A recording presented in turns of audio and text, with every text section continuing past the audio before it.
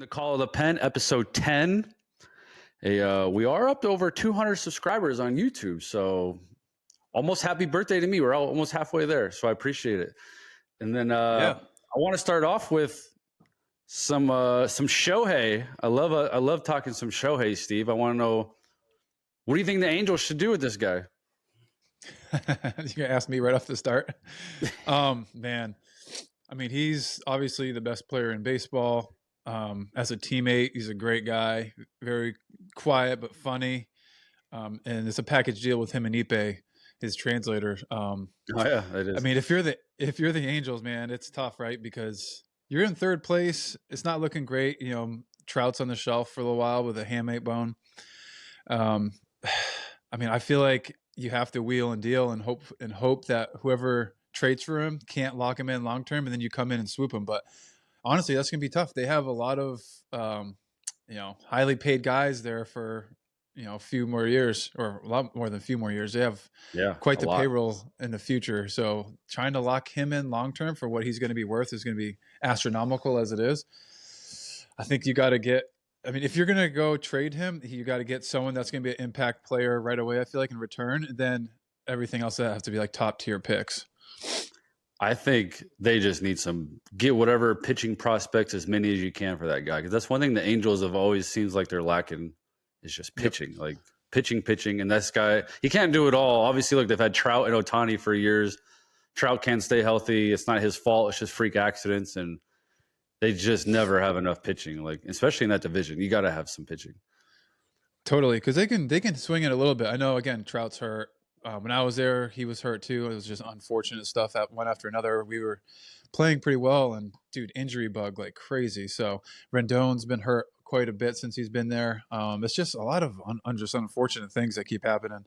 But what keeps teams afloat is what pitching and defense, and pitching depth. And if anything, dude, depth. This year, they've actually thrown the ball better than they have the last couple of years. It's just they don't have enough of the depth part, like you said. When someone goes down, like who's going to fill the spot?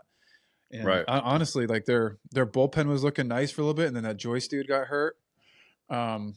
It's been tough, man. I pull for them pretty hard, and it's just tough to watch.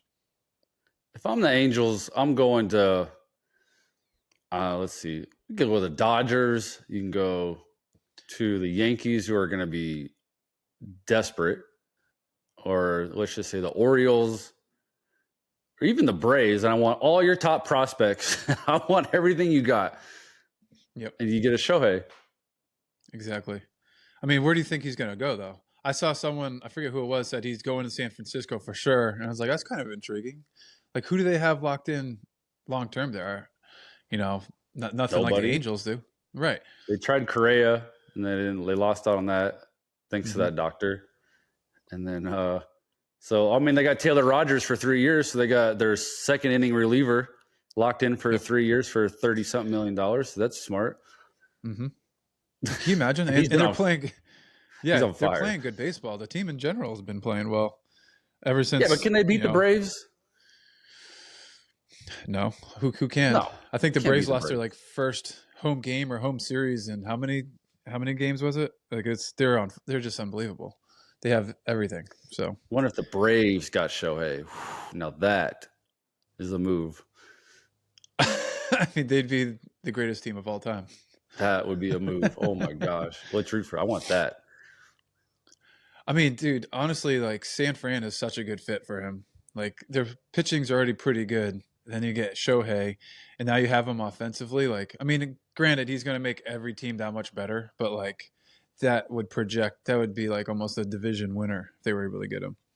What if the Phillies got him? Well, I mean, look at their contracts, though. We're only looking for 2 months. We're not looking to extend him. But you're gonna shop him. You have to give up the house for him for 2 months. Hey, Dave Dombrowski will give up the house to win a World Series. We already know that. That's true. And that's what it's all about, right? Like if you win one World Series and give up the house, it's all worth it. That's what that guy's brought in for. He did it to the Red Sox, destroyed the farm system, destroyed Tigers' farm system, but he got to the World Series, and he got to the World Series last year, and they were short. Yeah, but that team's built for the long term. Like, they have Turner for how many? I mean, they just signed him, Harper. Yeah. I mean, they I'm got talking too much, Steve. I long-term. don't care about the long term. I want Shohei for Yeah, 2 but they're not months. going to give away their core minor league guys. Dave Dombrowski Unless, will. where are they at in the standings? They're in They're third. like They're right playing behind the well, wild seven to card. three. Yeah, They're they right are. behind the wild card. They just took 3 out of 4 from the Padres, who are dead. Yep, they're playing good. Yeah, I mean, all right. Let's go Nola, Wheeler, Shohei. Or let me give Shohei a little more respect. Shohei, Nola, Wheeler, or vice versa. You can throw in anyone else. I don't care. And then Yeah, you put Bryce split between Castellanos and Shohei. Like, oh my gosh. yeah, but who are you going to give up for him? Everybody you got down there.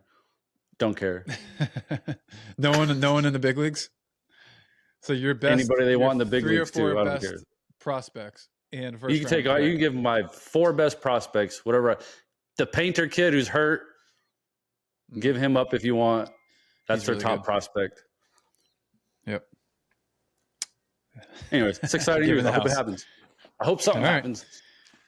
Yeah. It's I mean, trade deadline is fun. I mean, I got traded twice on the trade deadline. One was expected, one isn't. It's terribly so much anxiety. Feel bad for anyone that gets traded that has their wife pregnant with another kid. Like we had Melissa was pregnant, and then the next year Knox was like 1, and then we got traded again. So she moved her whole house, and she was ready to have a kid. Like absolute nightmare. yeah. I mean, we had that. Yeah, when I was in Seattle, we just had Avery that off season. She was less than a year old. She was 8 months. Traded across the state to Tampa. Oh She yeah, had to move the everyone. state. That's Oh, a dude. country. You got to trade across the country. I mean, not across the state. country. Yeah, sorry. Across the state of Washington and all the other states. Across the country. Yeah, it's not fun. Can you imagine, by the way, being a minor leaguer and like you're a top prospect in like I don't know, the Dodgers organization, Braves, whatever, where you're going to start You know you're getting traded. wheeling and dealing? You're like sick. Yeah, All these you're friends I getting just traded. made. See you guys.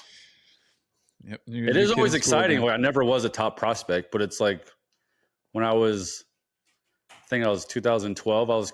I got designated, but I was starting to pitch well again to come back. I was really hoping to be traded to like at least give you a little hope. But it's exciting if you're a minor leaguer. All right. Yeah, it is as a minor leaguer. And plus, you don't have a family yet, probably. If you're a minor leaguer. And it gives you a faster track to the big leagues. If that team traded for you, you're probably in the big leagues in the next 2 weeks. Mm-hmm. What if Shohei got traded to an obscure place like Cincinnati? That's just on fire right now, bringing up all these young guys. Oh. Could you? Well, they're starting to come back to earth. They lost 4 in a row, but Cincinnati, they do have the talent to do that.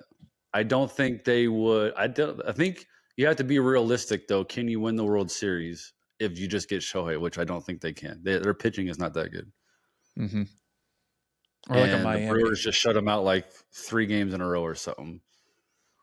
Yeah, the Brewers are on fire. I think. Yeah, the Reds did not need the All-Star break. They needed to realize they didn't need to take a breath to realize what was actually happening. Now you take a breath. The young kids actually realize, oh, now second half started. We're in a pennant race and panic. It's like 4 in a row, shut out. It's like, yep. Hey, that's where we talked about that in a previous episode. Those veteran guys like Votto are going to come in huge in these situations. Yeah, need them. You know, you need it. They need to stay afloat. They're still in the wild card, but the Phillies are coming. Mm-hmm. Yeah, let me see the wild card. The Giants are there. Yep. Man, I like the Giants. Do you see Cobb in the All-Star game? Yeah, what the heck? He's like 96 sinkers all of a sudden? Like, what's happening? He's always thrown pretty hard, but like, what? I know. I need to text that guy. Like, what do they have you do over there? Everyone that goes to San Francisco or like LA turns into gold. And now Cobb was good. He's just riddled with injuries. He's always nasty. But like, I actually got to hit against Cobb. He was coming back from an injury, and I just stepped into the batter's box. Matt and Joe let me do it. And dude, it was filthy. I had no chance. You stand in the back of the batter's box also? Well, oh yeah. No, the back corner, no. I was right up on the dish. And he threw me a backdoor sinker to strike me out. I don't know how anyone can offer to swing at that pitch. You can't. That's why it's the best pitch. Best pitch in baseball, next to the changeup. Yeah, but if you execute backdoor sinker, it totally changed my career when I learned how to backdoor a sinker. Yep. Oh yeah, that was your bread and butter for sure. Yeah. But Cobb was like almost out of the game like 4 or 5 years ago. I thought he was terrible. He was throwing barely cracking 90, and all of a sudden, I don't know what happened. He's just It hurt. was He's a a little got into some bad habits mechanically and stuff. And oh honestly, um, when we were the Angels, he was sneaky good that year. He was just hurt a couple of times. He started off kind of slow, and then he's now next to Shohei, he was our best starter. Like he right. just tear it up, So I mean, I love to see it. I love the guys that he was really good. I mean, he was so dominant in Tampa, and then Tommy John just derailed him for a while. But then he got paid. You always feel like when guys get paid and then they start to suck, you're like, man, really? You get your pay, you get money, and then now you're just cashing it in. But then he's turning it back around. It's good for him. quick side note: when we were in Seattle, I threw in a game, and I thought it was my last game of my career. We were thinking about shutting. We started getting all teary eyed. He starts getting teary eyed. He's like, "I'm retiring." And then he signs a 3-year deal with the Giants. I was like, "What, dude? We're supposed to retire together. What's going on?" Well, we thought about going home, and then all of a sudden, Giants probably saw an analytic that they could fix, and boom, never mind. I'll play 3 more years. Yeah, exactly. Hey, if someone came to me and was like, "Hey, we saw this. We think if you do this, you'd be really good, and we'll pay you for it." Sure, I'll go play. Yep, I'm in. Yeah, yeah. Those years you were talking. He was with the Orioles around that time, and you weren't really playing for much there. I'm sure that kind of sucks the wind out of you when you're a veteran. So, and you're hurt. They were terrible. But, anyways, hey, you had a question that I thought was awesome on Twitter. Let's touch on that. Well, I mean, that will probably take the rest of the episode. Just the mindset. Yeah, this is great. I think it's a great question, and I think it's something that me and you both love talking about. This comes from Ryan. He said he'd be interested to know more about how you guys handle the stress, anxiety of pitching at the highest level in the most leveraged spots in the game. What did you tell yourself as you were warming up? What locked you in? How did you stay mentally present for each and every pitch you make? And what would you do after you walked the first 2 guys in the 9th with the 1-run lead? And I think that's such an advanced – I think it takes years to learn how to handle that stuff. So the fact if we could help anyone skip 5 years of mental training in the big leagues, that would be great. Mm-hmm. I think it's a great question. Yeah. Well, so all right, what would be? Well, I guess to start, I always tell young kids if I get a chance to talk to a team, like the professional athletes cycle is preparation, then competition, and then like learn/evaluate, and goes back into preparation. So it's just a constant cycle. That's what we all go through on a day in, day out basis, right? Maybe even the off season, right? But the large portion of that is preparation. So like for you, you were like a big preparation guy, like I was. Like right. What was the first thing that like started at the top of your preparation, then you worked off it? You know what I'm saying? First, like during the game, or let's just say the whole day. You're talking about the whole day. No, let's say like you're entering a season. Like what's the primary thing that motivated you to perform, to put in the work to perform at the highest level? So that's a good question. So I have this. I don't know if anyone can see it. This is what the mental skills coaches for the Cubs at the time. They asked me all these questions. What motivated me? What could make me feel present? There's like, what can you feel present for? This will be a daily thing, and then what keeps you motivated? So every day I would have to, before I go out to the field, or when I go out to the 3rd inning, I would sit in my locker and I would read this. So my performance cues I had, it was just it was highlighted aggressive, and it said I want to be a ground ball mother effer. And then 2 was like right now, be here now, because I always, a lot of times we do have trouble being present, Yeah. And then my 3rd one was F it, because I was playing with house money, because I was an independent ball guy. So any negativity wasn't going to affect me anyways. Positive was just house money. So no pressure really. Like I've already exceeded expectations. And it said another big thing was give yourself the permission to be successful, because and enjoy this moment. Because a lot of times I've always said, like, we're our own worst enemies. We hold ourselves back. So that was a big thing where it says give yourself permission to be successful. It's like, just get out of your own way, man. Yep. And then my motivation was kids. What we went over, it was my kids provide stability, security, and support that I didn't have. Service time, our own value. I really wanted that 10 years at the time. Oh man, that still kills. And then brotherhood Still for got a the shot. boys, compete side by side with the best bullpen in the world, and then wanting to win the ring. That was my daily mental preparation, daily mental cues before I even went to the bullpen. Yep. That's great. What about you? Yeah, man. I mean, so this is going to sound totally different than you, but in a funny way, it's actually all in the same, right? Yeah, you say I'm religious, I'm a Christian. And so there's a specific Bible verse I'd use, I'd carry in my back pocket, Colossians 3:23.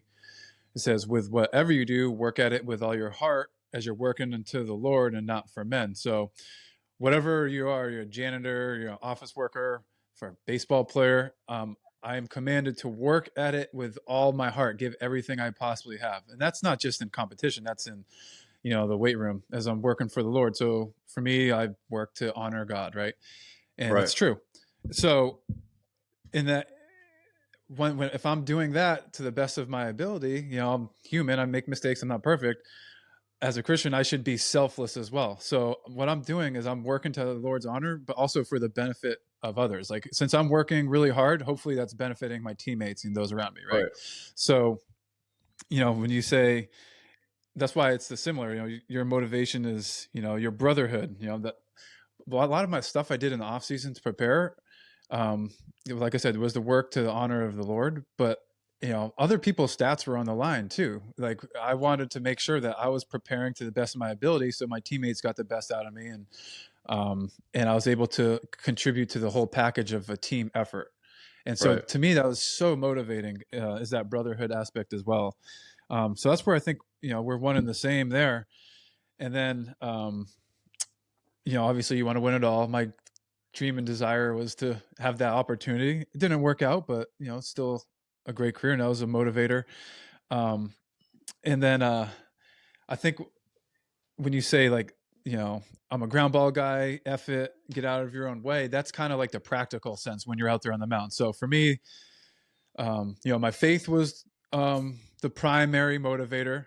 Hopefully by working hard and pushing myself, my teammates were getting the best version of myself, and according to my abilities, because I was, working to hopefully put together a package to help the team win.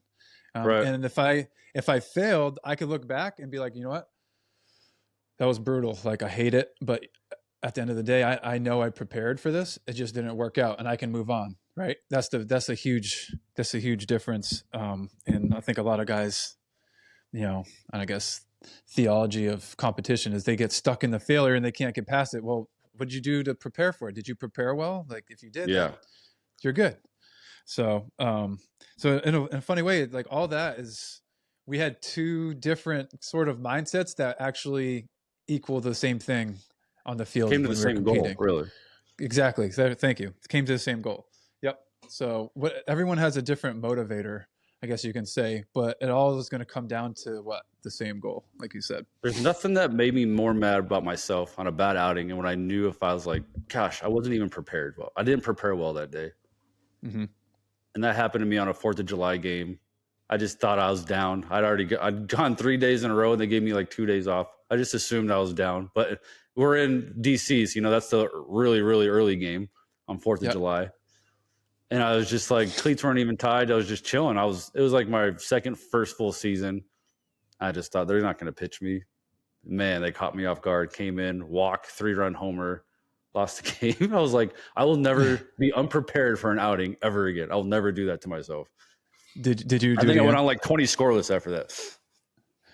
So that's why when there is failure, like, I didn't appreciate the failure, but it's also like kind of a kick in the butt, right? Like, it's like, all right, there is an adjustment I can make there that I know is a problem. I didn't prepare well, and unfortunately the team suffered for it. And that's like you said, that's the worst. I don't know if you remember, but that hurts. We were playing the Reds, and I was dragging on this day game in Chicago, and mentally I knew I was dragging. I was trying to overcome it, couldn't, and I knew I could have prepared a little better. And do you remember, it was the first time we played like fire up music in the bullpen, blasted it. I think we blasted like NF, and I'm like trying to fire myself up. Let's go for the save. And you were too jacked up.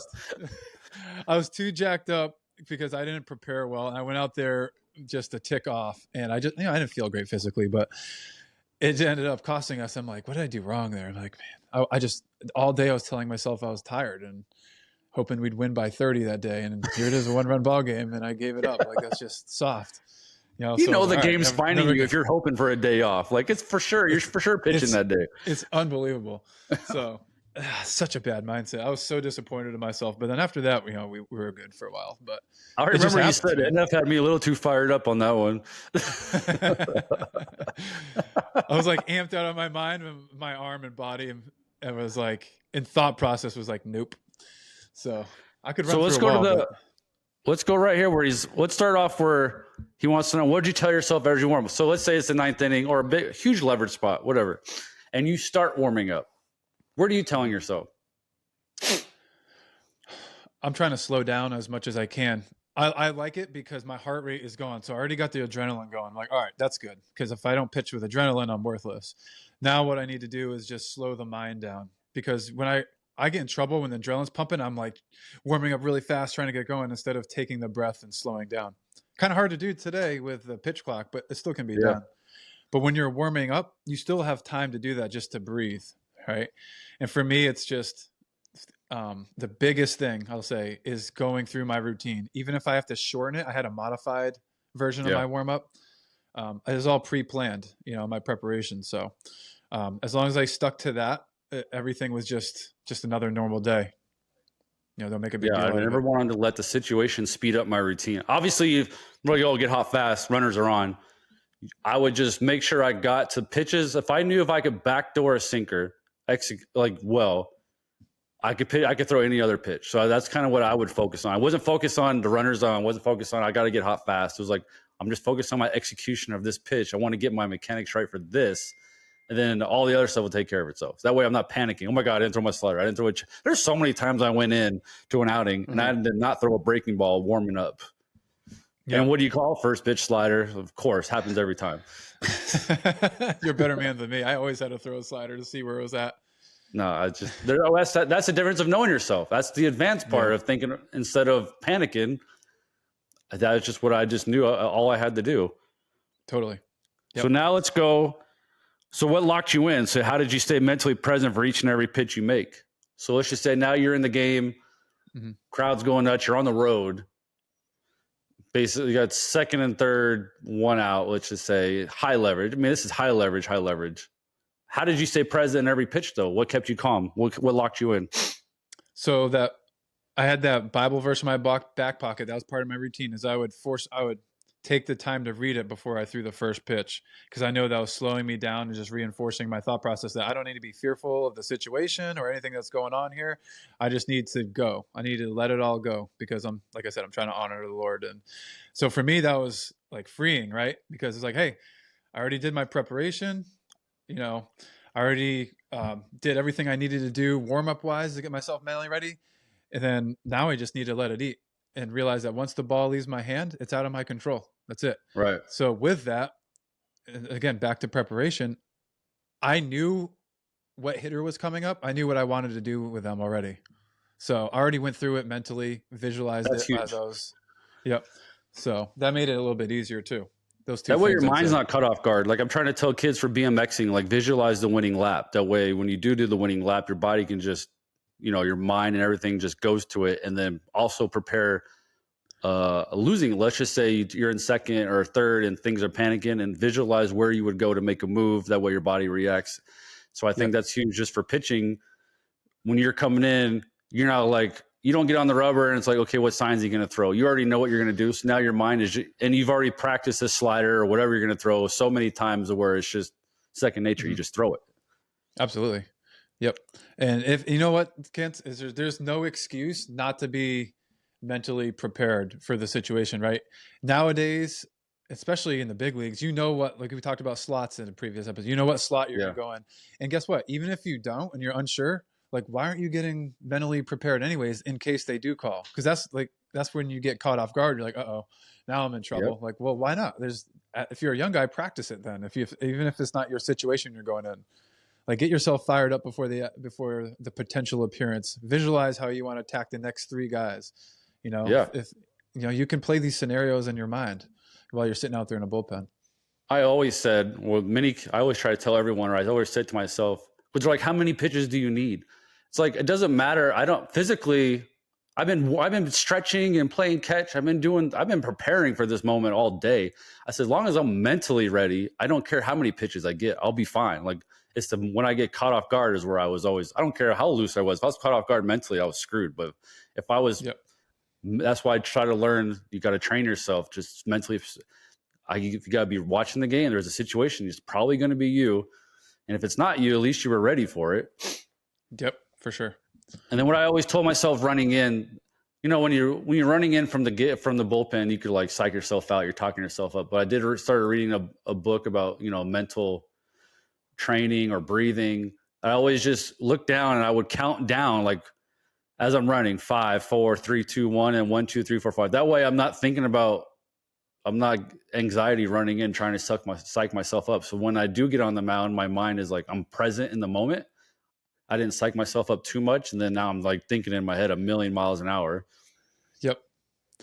Totally. And, I will say one more thing too, is, me, I'm more of like a mild mannered guy, but I'm really competitive. And so people were like, well, you're not like a crazy Grant Balfour, like ready to like kill someone. I'm like, you're right.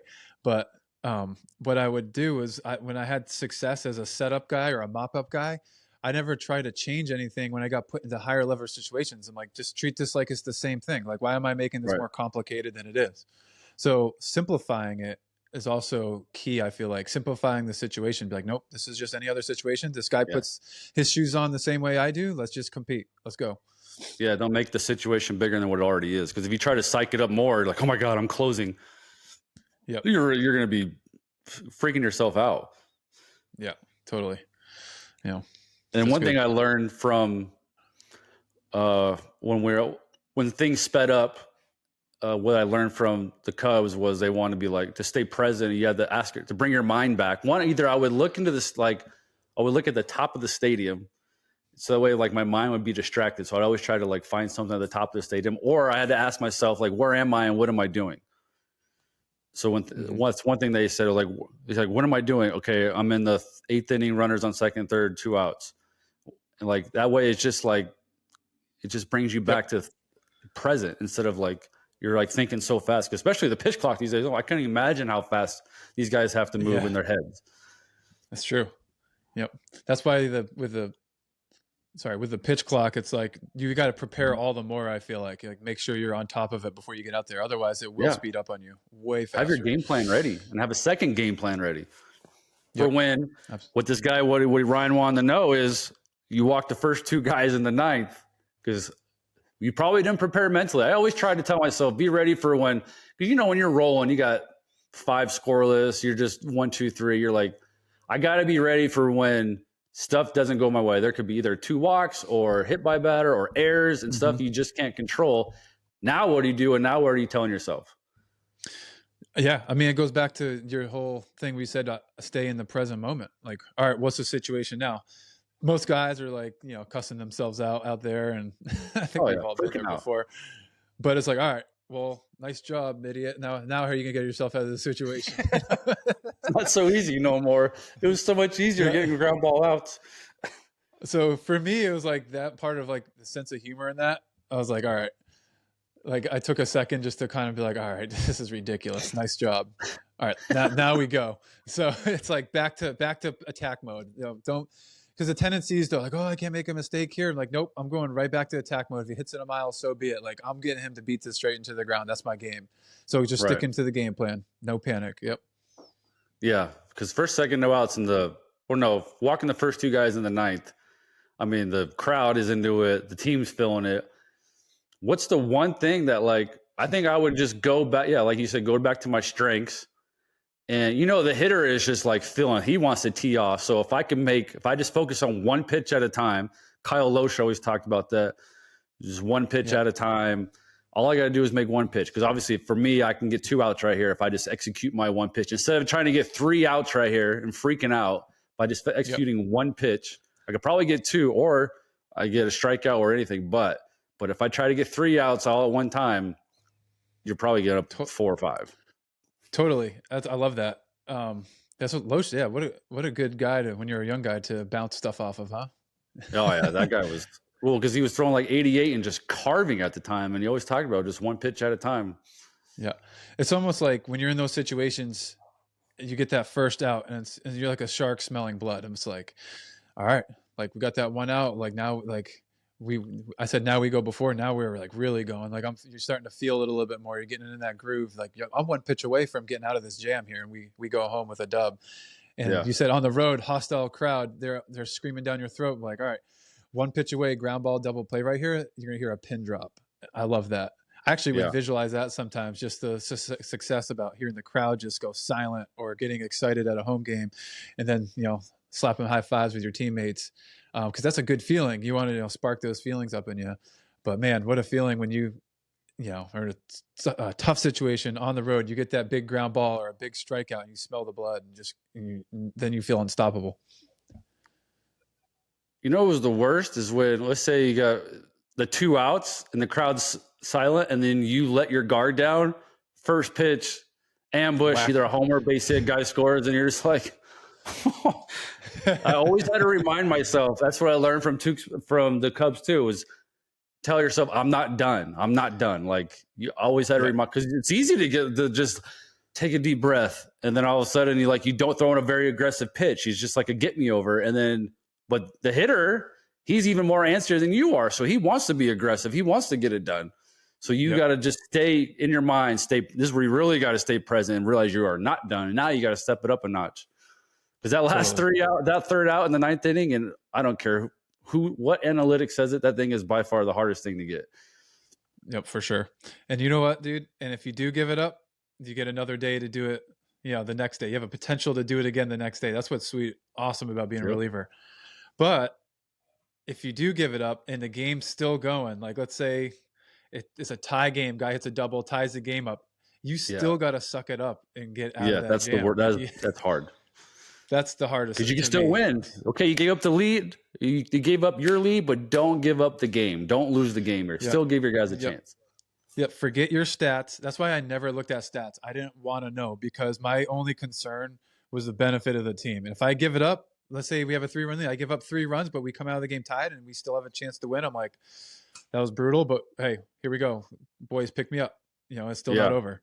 So those are definitely my best years, when I just focus on winning and being present about helping the team win. Like especially when I was a closer, it's so much easier when you're a closer, because obviously your job is to help the team win. But even then, years that I was worried about stats or arbitration, it was just my worst years. Like, because you have a hit and you can count your whip in your head. Like, you just know what's happening. It's the worst. Yeah. I remember, man, we were with the Cubs, and I was rolling for a little while in 18, and someone told me my whip. It was like a 0.7 and something, 0.8, and I was like, why did you tell me that? Yeah. And I didn't think about it, but sure enough, I started getting hit around. It's like, man, I wish.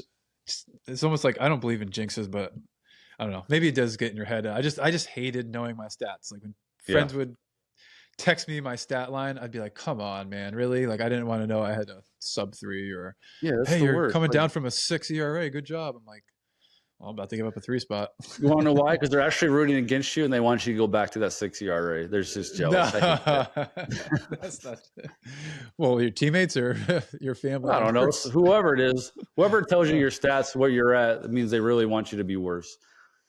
Oh, I think I had guys on my. You're just super positive. I always think the worst of everybody. If anything positive comes out of it, that's just great. Well, that's why we got along so great. I had to even you out.